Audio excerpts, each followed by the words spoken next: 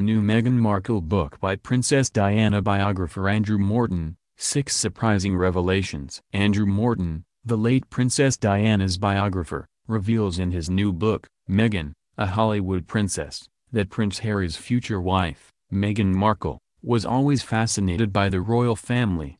Here are 6 surprising things we learned about the future royal from Morton's book, which is set for release in the U.S.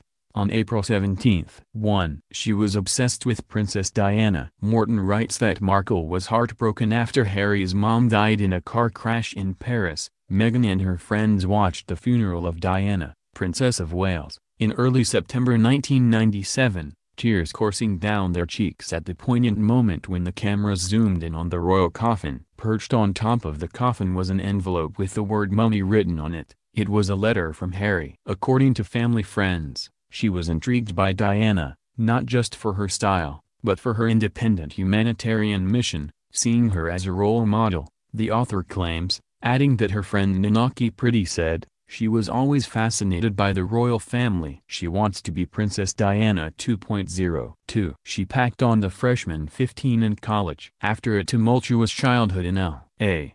that saw her parents split when she was a toddler, Markle headed to Chicago to attend Northwestern. Away from her doting mother, Morton writes that the teen wore heavier makeup, highlighted her hair and gained weight from drinking, eating carb-heavy dorm food and making late-night visits to Burger King. The sorority girl was a party animal, who enjoyed staying out late, Morton adds. 3. She avoided Donald Trump. After briefly working for the U.S.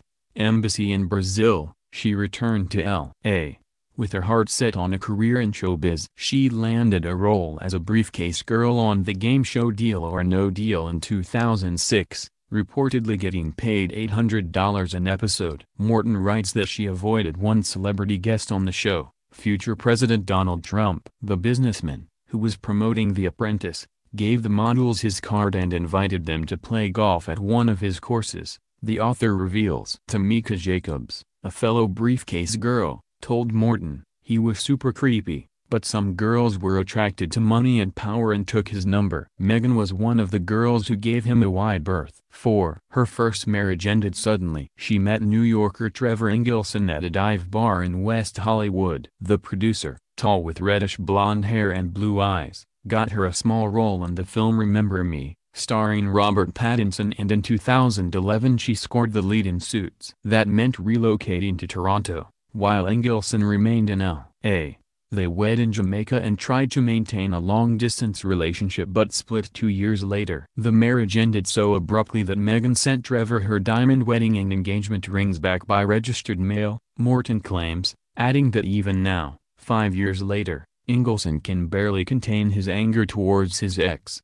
5. She and Harry had an instant connection. Markle and Harry met at London's Soho House on July 1, 2016, after being set up on a blind date and they had each other at hello, Morton writes. Their first meeting was intoxicating and they enjoyed back-to-back dates before she had to fly back to Toronto. 2 days after that first date, Markle posted a picture on her Instagram account of 2 love hearts candies with the message "Kiss Me." She joined him on safari in Botswana the following month. 6. She rehearsed tea drinking before meeting the Queen. Months before meeting Harry's grandmother, Queen Elizabeth II, in autumn 2017, Markle visited Rose Tree Cottage in Pasadena, California, for afternoon tea. It was there that she learned all the protocols that go along with having tea with the Queen, including crooking her finger as she held her cup and saucer. Morton writes. Markle's 1-hour meeting with the monarch went well, with Harry remarking in the couple's first joint interview that his fiancée managed to charm even the Queen's beloved corgis.